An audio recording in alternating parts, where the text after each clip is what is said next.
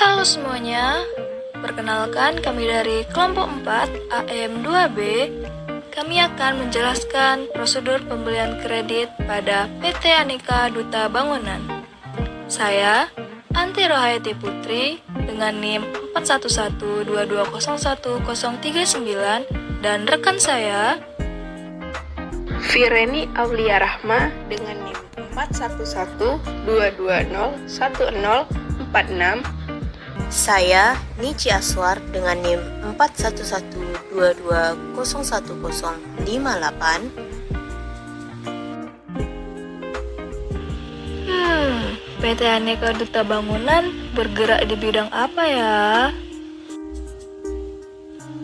Jadi, PT Aneka Duta Bangunan adalah toko bangunan yang berfokus dalam menjual eceran perangkat keras, cat, kayu, serta pipa yang terletak di Komplek Ruko Purima 1, Blok C 0607, Teluk Kering, Batam Center, Kota Batam. Kemudian ada struktur organisasi yang ada di PT Aneka Duta Bangunan. Jadi yang paling atas itu ditempati oleh direktur. Kemudian di bawah direktur ada 4 bagian, yang dimana ada bagian keuangan, bagian akuntansi, bagian pembelian, serta bagian penjualan. Lalu di bawah bagian pembelian ada satu bagian lagi, yaitu bagian gudang.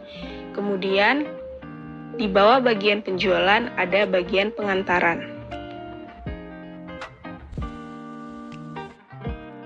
Flowchart prosedur pembelian kredit pada PT Aneka Duta Bangunan. Flowchart prosedur pembelian kredit pada PT Aneka Duta Bangunan. Pada flowchart ini melibatkan 4 bagian internal dan 1 bagian eksternal. 4 bagian internal ini diantaranya ialah bagian gudang, bagian pembelian, bagian akuntansi, dan bagian keuangan. Sedangkan satu pihak eksternal ialah pemasok. Flowchart ini diawali dengan bagian gudang, di mana bagian gudang memberi informasi kepada bagian pembelian bahwa barang sudah habis. Bagian pembelian yang menerima informasi dari bagian gudang bahwa barang telah habis ini akan melakukan keputusan untuk melakukan pemesanan. Bila telah memutuskan untuk melakukan pemesanan, bagian pembelian akan membuat dokumen purchase order. Maka dari itu, terbuatlah dokumen purchase order, yang dimana dokumen ini akan dikirimkan kepada pihak pemasok. Pihak pemasok yang menerima purchase order dari pihak PT akan memberikan dokumen surat penawaran harga kepada pihak PT. Bagian pembelian pun akan mengisi surat penawaran harga tersebut dan mengirimnya kembali kepada pihak pemasok. Pemasok pun akan mengirim barang beserta nota penjualan berwarna merah. Nota penjualan berwarna merah ini artinya pihak PT belum membayarkan barang yang telah dibeli.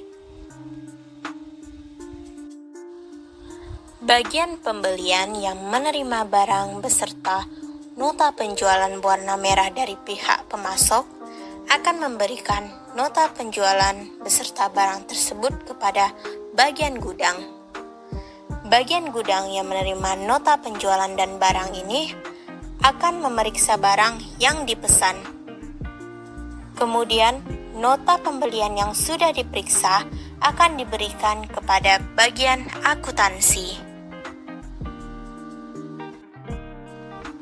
Bagian akuntansi yang menerima nota pembelian yang sudah diperiksa bagian gudang akan mengarsipkan secara sementara berdasarkan angka, lalu membuat kartu utang dengan sistem komputerisasi.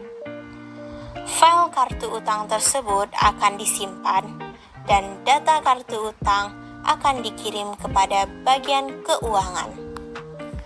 Bagian keuangan yang menerima data kartu utang dari bagian akuntansi akan membuat dokumen bukti kas keluar dengan sistem komputerisasi. File bukti kas keluar akan disimpan. Lalu, keluarlah dokumen bukti kas keluar, yang dimana dokumen ini sebagai acuan untuk mencatat register bukti kas keluar secara sistem komputerisasi. Dokumen bukti kas keluar ini akan diarsipkan secara permanen berdasarkan tanggal. Setelah mencatat register bukti kas keluar dengan sistem komputerisasi, maka keluarlah data register bukti kas keluar.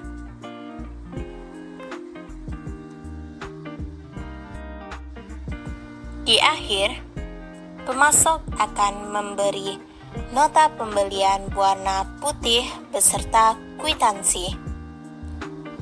Nota pembelian berwarna putih ini artinya pihak PT telah melunaskan barang yang telah dibeli.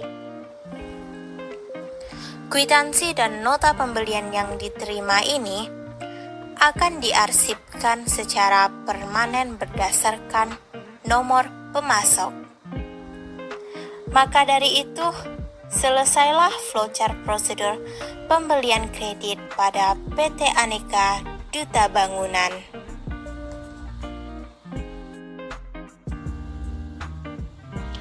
Analisis sistem pengendalian internal pada PT Aneka Duta Bangunan.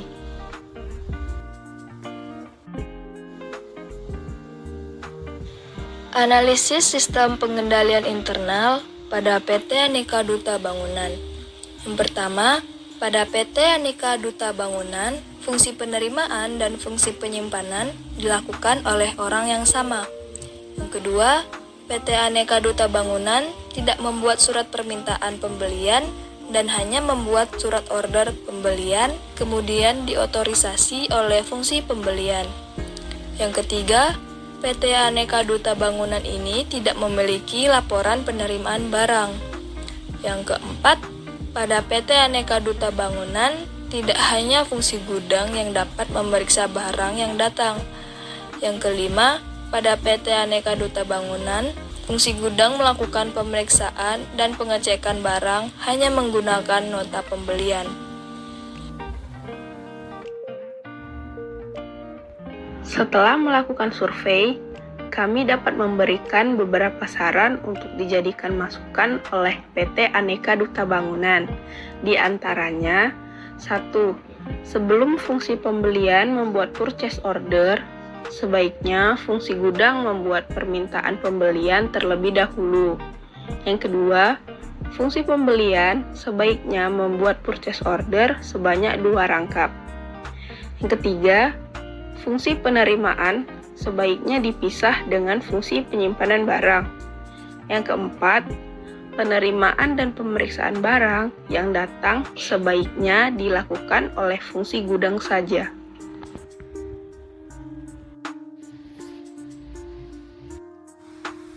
Baik, demikianlah penjelasan mengenai prosedur pembelian kredit pada PT Aneka Duta Bangunan yang dapat kami sampaikan.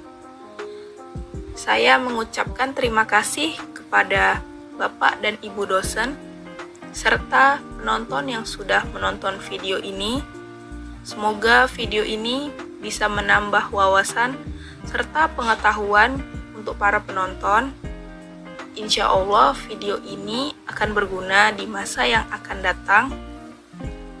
Kami mohon maaf jika ada tutur kata kami yang kurang berkenan di hati.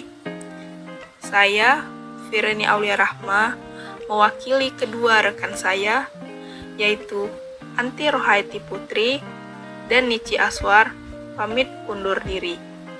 Terima kasih.